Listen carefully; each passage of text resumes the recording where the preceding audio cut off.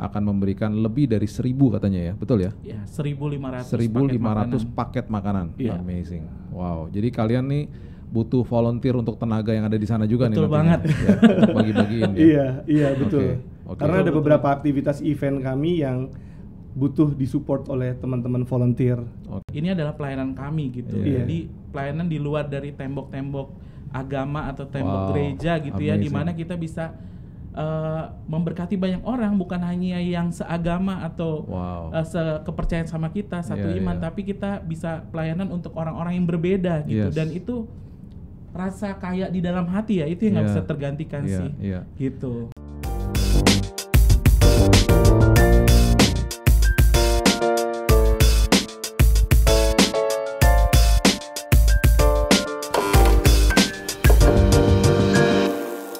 Kembali dengan saya Billy Lantang di Billy's Coffee Table, dan hari ini kita kedatangan tamu yang sangat istimewa dari sebuah background dan juga apa yang mereka lakukan juga sangat istimewa. Namanya Bro Yosi dan Bro Chogi. Halo Halo, brother. Apa kabar? Billy Lantang. Thank you Suaranya merdu ya. for having us. Suka di radio ya. Nah ini menarik nih karena gue kenal Yosi ini udah cukup lama juga ya. Lama tuh berarti dari kita ketemu tahun 2018 ya.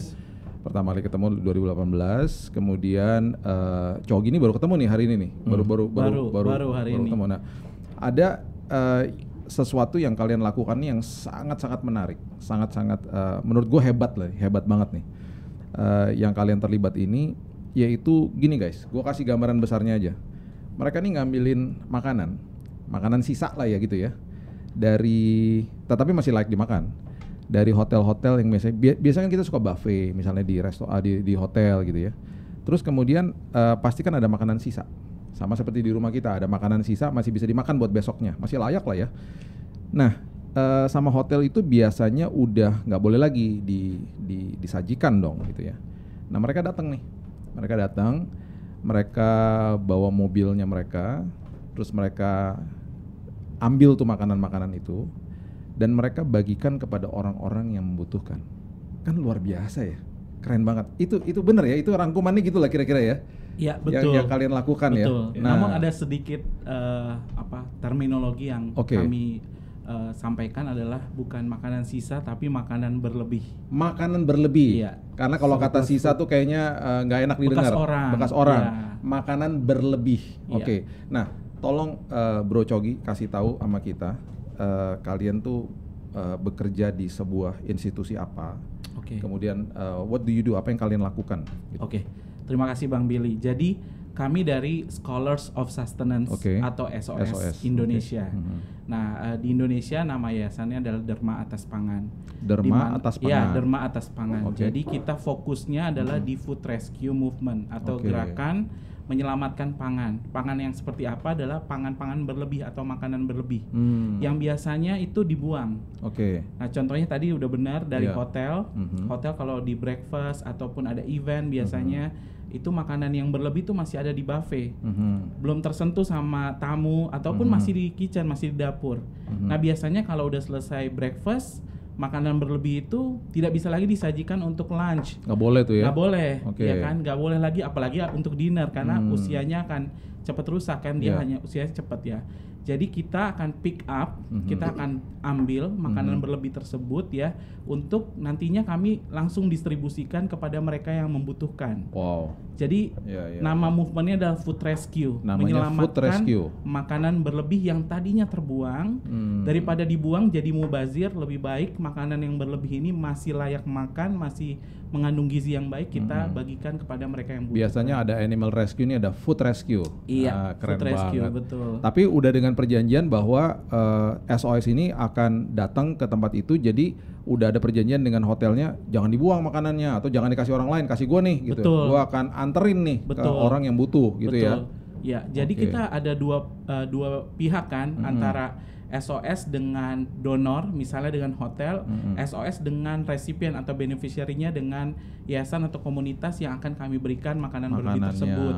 Ada MOU-nya. Jadi MOU-nya ini yang mengatur bahwa pihak donor akan mendonasikan. Jadi ini bukan kami beli, bukan ada transaksional, tidak. Jadi kami ambil makanan berlebihnya, nanti kami donasikan juga free kepada mereka yang membutuhkan.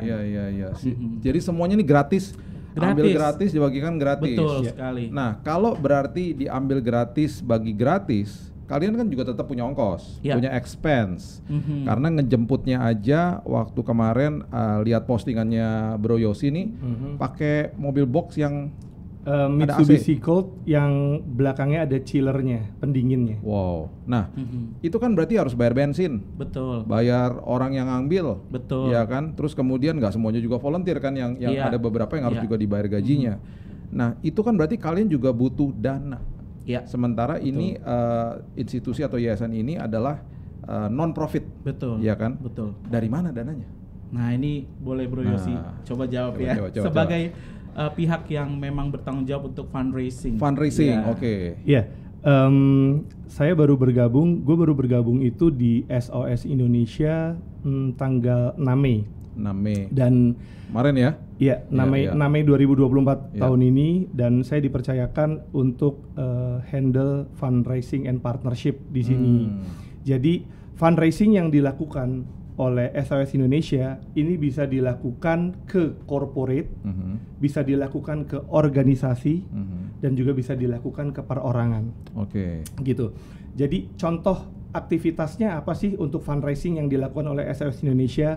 Contohnya kita melakukan aktivitas ke corporate, ke korporasi. Jadi kita melakukan aktivitas CSR bareng. Oke. Yuk teman-teman corporate, kita melakukan aktivitas CSR bareng gitu kan ya. Contohnya apa sih aktivitas CSR yang bisa dilakukan bareng sama teman-teman corporate? Kita ada yang namanya Rescue Kitchen Production.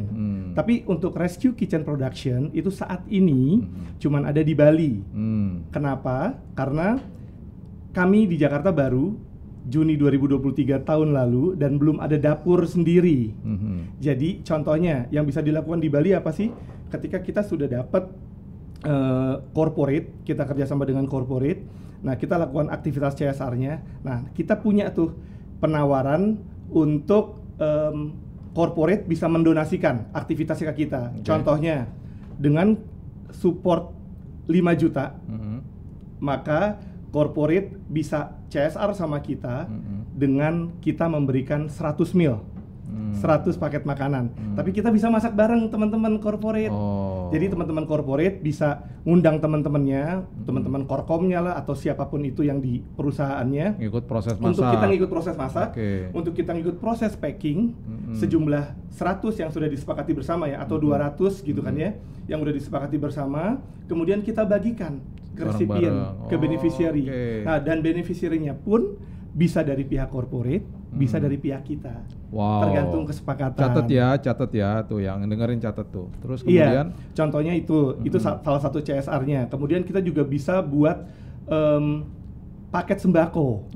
Paket sembako. Jadi dengan nominal tertentu ya, untuk let's say 100 pack lagi. Untuk 100 pack itu corporate bisa memberikan sembako ke beneficiary yang boleh corporate tunjukkan atau dari kami yang menunjuk gitu kan ya. Nanti kita bisa masukkan sembako bareng-bareng. Kita bisa lakukan bersama-sama dengan teman-teman corporate. Udah gitu kita bisa lakukan ke beneficiary yang kita sepakati bersama. Itu contoh-contoh CSR-nya. Atau dari fund donor. Fund donor itu bisa dilakukan oleh corporate atau organisasi ataupun perorangan, Bang. Jadi mereka bisa support untuk berkat yang mereka telah terima, baik itu perorangan atau corporate, untuk support yang tadi Cogi bilang operasional kita. Betul. Karena kan kalau di seperti kami ya di SOS ini, kita benar-benar free. Kita nggak bebankan misalnya ambil donasi di hotel ataupun di donor kita yang lain, kita kenakan cas ke mereka, nggak ada sama sekali. Walaupun itu sebenarnya mengurangi sampah makanan mereka. Karena kalau mereka ambil misalnya food waste management kan mereka harus bayar. Jadi kita free. Terus waktu kita distribusi juga ke beneficiary resipien kita, mereka juga nggak bayar apa-apa. Nah, kita benar-benar bergantung sebenarnya pertama sama Tuhan ya Bang ya.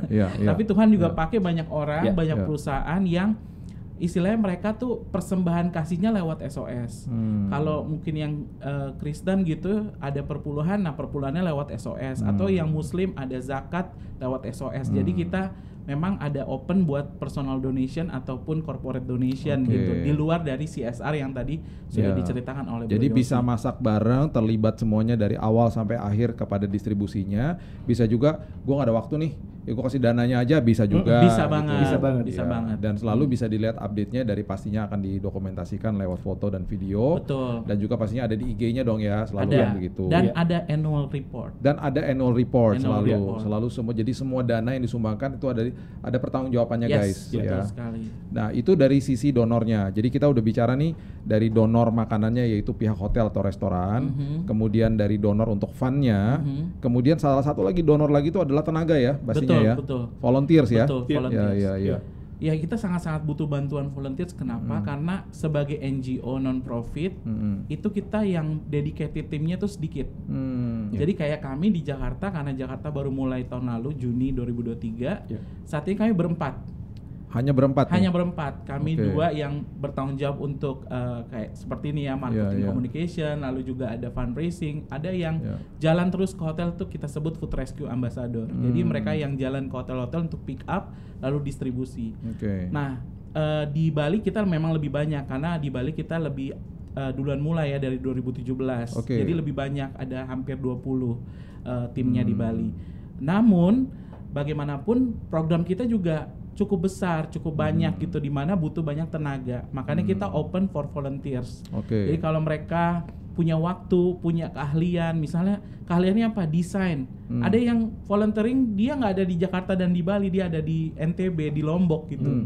Bantu kita dengan desain buat flyer, desain buat video, bisa banget. Terus ada juga yang punya kemampuan networknya luas, dia bisa bantu kita untuk nyebarin proposal buat fundraising. Jadi itu juga volunteers. Tapi ada juga yang volunteers dengan tenaga, dengan waktu, mereka terjun ke lapangan bersama kami untuk kegiatan kami. Karena kegiatan kami food rescue itu Senin sampai Senin lagi. Setiap hari. Setiap hari, nggak ada hari libur. Karena memang juga hotel juga nggak ada hari libur ya. Betul. Setiap hari kami ambil, setiap hari langsung kami berikan ke resipien. Betul. Oke, sekarang gini, kalau ini volunteer ya, dan semua donor lah ya, dari donor hotel, kemudian donor fund, sama kemudian yang tadi tenaga. Kalau mereka mau menyumbangkan sesuatu, mereka kontak kemana? Ya kalau saat ini memang kita bisa melalui sosial media ya. Ke IG-nya ya? IG bisa ya. Lihat di bawah sini ya guys. Ada IG-nya Scholars of Sustenance ID untuk yang Indonesia, di mana banyak sekali orang yang kalau mau berdonasi tuh lewat IG juga. DM aja ya dulu. DM ya? atau bisa hubungi salah satu dari kami. Khususnya buat Bro Yosi ya, karena dia memang sebagai fundraising and partnership gitu. Nomor teleponnya boleh ya, kita cantumin di sini ya. Tinggal kontak sama Yosi. Jadi ini dari pihak donornya. Terus kemudian, nah Scholar of Sustenance ini, SOS ini, siapa yang dirikan? Siapa yang prakarsai dari awal sehingga bisa ada di Indonesia nih? Jadi memang saya juga surprisingly ya waktu tahu bahwa orang ini yang membuka di Indonesia cukup terkejut gitu ya, karena bukan orang Indonesia. Bukan orang Indonesia. Dia foundernya dari warga negara Amerika Serikat, berkebangsaan Denmark, namun tinggal di Bali. Tapi tinggal di Bali. Namanya Bo Holmgren. Dia sebelum dia full untuk membuka NGO ini, Scholar of Sustenance, awalnya kan di Thailand buka 2016, lalu di Bali 2017 karena memang dia tinggal di Bali. Gitu. Lalu akhirnya 2022 buka di Filipina dan 2023 di Jakarta ya. Jadi Indonesia ada di Bali dan Jakarta.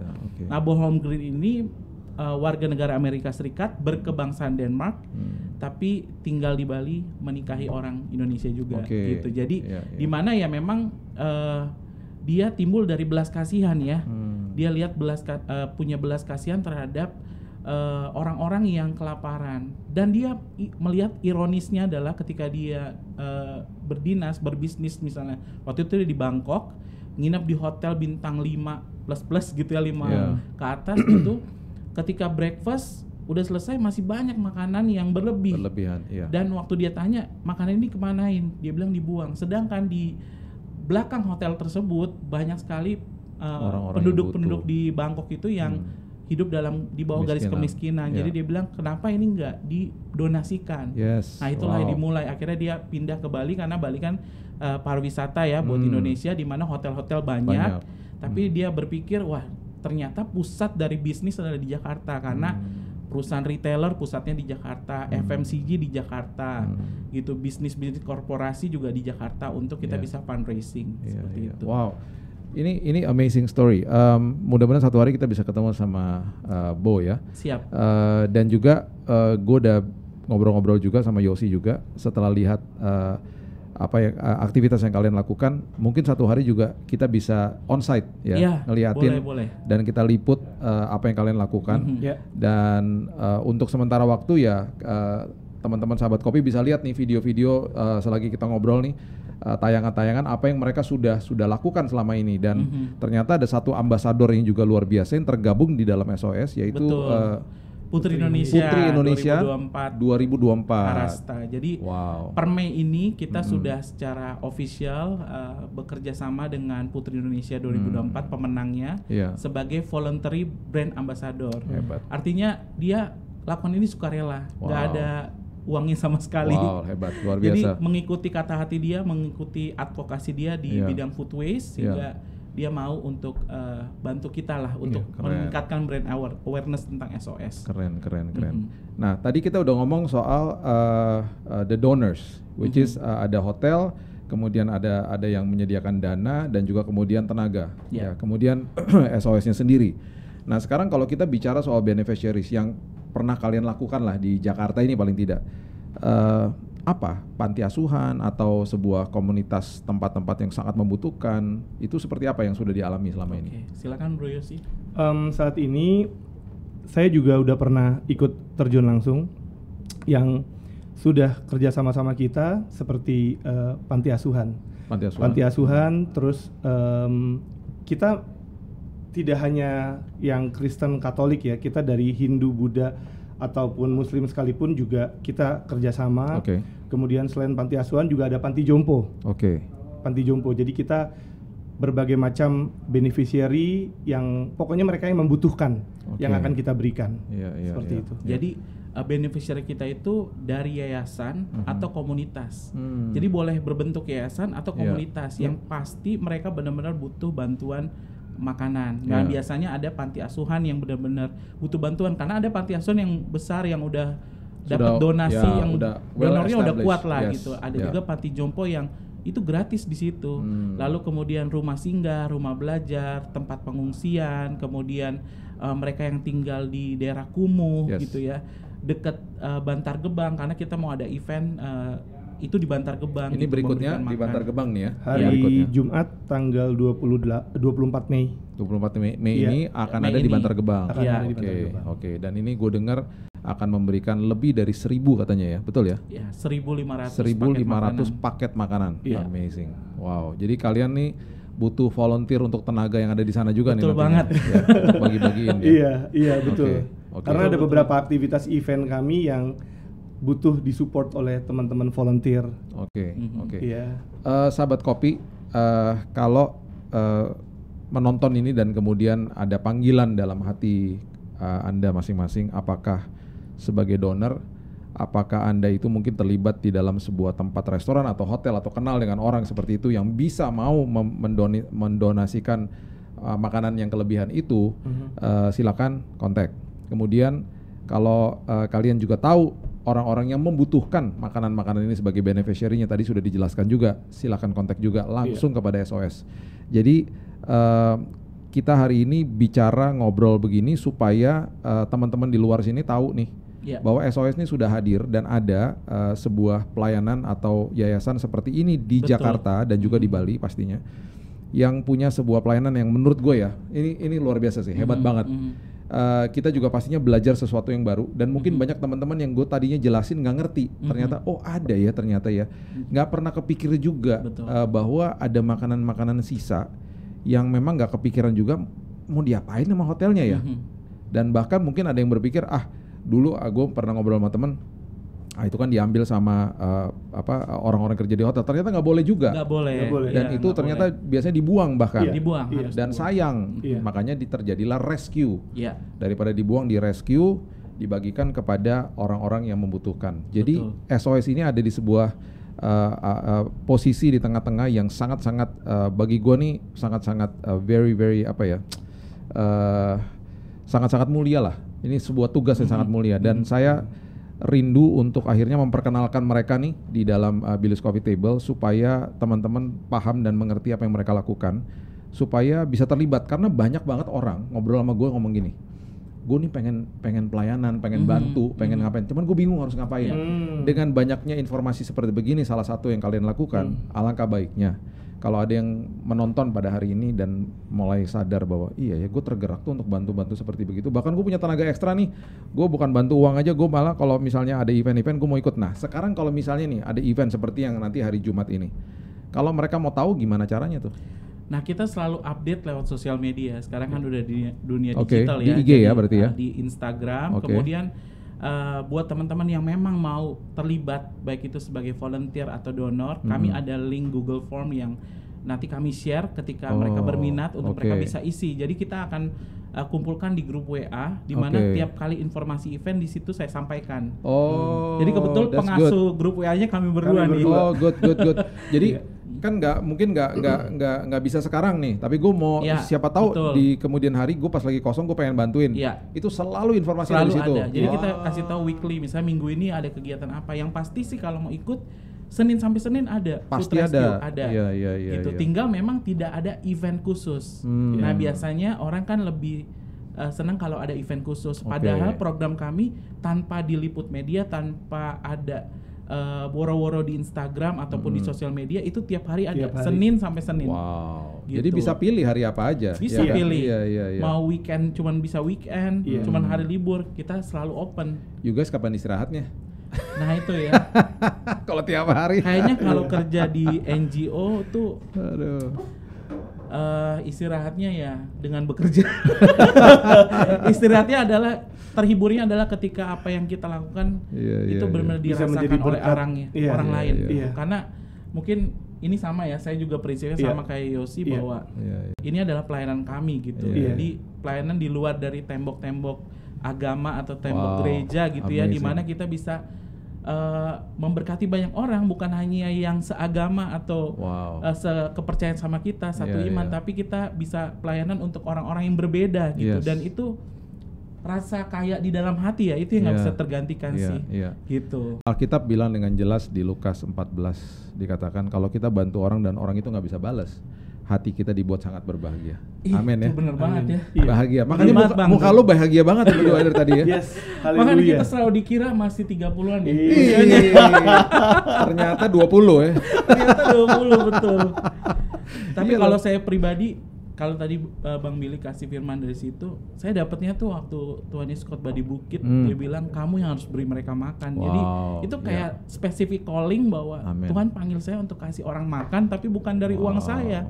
Dari apa yang saya lakukan dengan mengajak para donor. Dan bukan hanya hotel sih sebenarnya, kita bisa perusahaan FMCG juga, pabrik makanan. Karena kan ada produksi makanan atau minuman yang sudah mau mendekati masa expired, yang nggak boleh dijual lagi, Bang. Karena itu dia juga bisa ya. 2-3 bulan sebelum expired itu nggak boleh dijual, harus ditarik dari pasar. Biasanya dimusnahkan.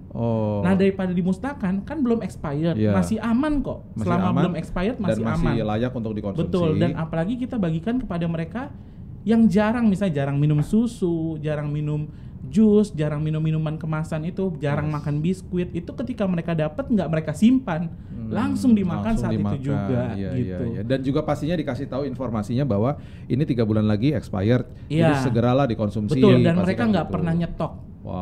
Karena kalau orang-orang yang kita bantu, mereka nggak pernah nyetok kayak kita ya, maksudnya kayak orang-orang yang menengah ke atas biasanya nyetok kan, nyimpen. Kalau mereka sih enggak. Gitu. Karena mereka hidupnya seringkali hanya hari ke hari. Iya, hari ke hari, betul. Wow, this is amazing. Ini luar biasa banget. Gue sangat diberkati dan gue udah beberapa minggu lalu sudah memang berencana untuk mengundang kalian ke sini karena gue terbeban banget. Thank you. Dan gue passionate banget, gue juga senang banget dan gue berharap nih di hari-hari ke depan gue juga pengen ikutan, pengen datang ke onsite dan kita bisa liput juga gitu ya, bisa lihat teman-teman yang lain. Dan pesan-pesan dong dari Chogi sama Yosi untuk yang lagi nonton, silahkan. Oke. Buat teman-teman khususnya yang mungkin selama ini nggak sadar ya bahwa di Indonesia punya masalah sampah makanan. Kita adalah food waster terbesar nomor 2 di dunia. Yes. Wow. Sedangkan nomor satunya itu Saudi Arabia, nomor 3 Amerika Serikat. Ironisnya 2 Indonesia. Iya, nomor 2 Indonesia. Ironisnya Amerika Serikat dan Saudi Arabia itu negara kaya. Sedangkan kita masih banyak orang susah. Hidup di bawah garis kemiskinan. Nah, daripada makanan berlebih itu kita buang, makanya saya agak cerewet kalau ada makanan nggak dihabiskan karena ngerasa bahwa itu sangat berarti. Jadi lebih baik ya makanan berlebih itu jangan kita buang. Kalau kita beli makanan kemudian masih ada, jangan dibuang, kita bawa pulang atau kita bagikan kepada teman-teman kita. Atau kalau misalnya kita memang punya ada rezeki lebih, kita berdonasi. Karena kan makanan itu kebutuhan dasar manusia ya. Bagaimana kita membantu orang untuk hidup ya melalui makanan. Gitu. Jadi saya mengajak teman-teman, ayo dukung SOS Indonesia sebagai sebuah bank makanan bergerak di bidang food rescue. Mari kita selamatkan makanan berlebih untuk membantu mereka yang butuh makanan. Dahsyat. Yosi?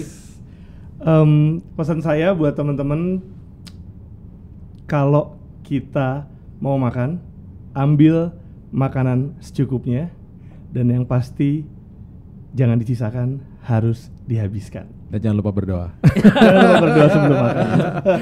Thank you banget Yos, thank you banget Bang Billy. By the way, gue dikasih ini nih sama mereka nih. Gue dikasih gelang namanya Zero Hunger Mission. Ini gerakannya kalian untuk apa nih? Yang ini nih. Nah, jadi kan kita tanggal 28 Mei itu kita peringati sebagai World Hunger Day. 28 Mei adalah World Hunger Day. Betul. Dan kita punya campaign ya, campaignnya adalah food drive di mana kita mengajak siapapun bisa, mau itu corporate, perseorangan, komunitas untuk mengumpulkan makanan berlebih untuk nanti kita bagikan kepada mereka yang membutuhkan, mereka yang kelaparan. Makanya kita buat bracelet ini ya, wristband ini bekerja sama si partner karena kan NGO nggak boleh jualan. Jadi mereka yang jualan bantu kami dan ini bisa didapatkan ketika Car Free Day, ketika ada event-event di Car Free Day ya, misalnya. Dan ada juga di stasiun-stasiun kereta seperti stasiun Duku Atas. Besok juga kami besok ada Rabu tuh di Pasar Festival. Di Pasar Festival? Di Pasar Festival. Plaza ya sekarang. Dan ini dijual dengan harga? Ini dijual secara open. Open. Jadi kita akan bilang bahwa ini memang ada perhitungan harganya, namun kita minta ini sebagai donasi. Jadi bahkan ada yang membeli ini di harga 3 juta. Wow, beli satu tapi dia donasi 3 juta. Iya. Wow. Jadi dia karena dia tahu value-nya. Kalau mungkin kalau beli ini ya harganya nggak di bawah 50.000 lah. Kalau kita beli di Tanah Abang misalnya. Tapi karena ada value donasi membantu orang, maka dia bisa kasih lebih. Makanya paling tinggi saat ini 3 juta ya. Wow. Dan ini juga sekalian sebagai campaign ya. Iya, campaign. Untuk Zero Hunger Mission. Zero Hunger Mission. Keren banget. Gue diberkati banget, gue belajar banyak banget sesuatu yang baru dan sahabat kopi, setelah Anda dengarkan semua ini, yuk tanya sama hatimu sendiri, kira-kira apa yang kalian bisa bagikan dan juga terlibat di dalam sebuah misi yang sangat luar biasa ini. Dan Zero Hunger Mission ini menjadi sesuatu drive kita masing-masing untuk memberkati orang-orang. Dan apalagi kalau kita berbuat baik kepada orang yang gak bisa membalas, kita dibuat berbahagia. Amin. Yes. So dari saya Billy Lantang, jangan lupa follow, subscribe, dan like Billy's Coffee Table di IG, YouTube, dan juga TikTok. Until next time, God bless you. Yes.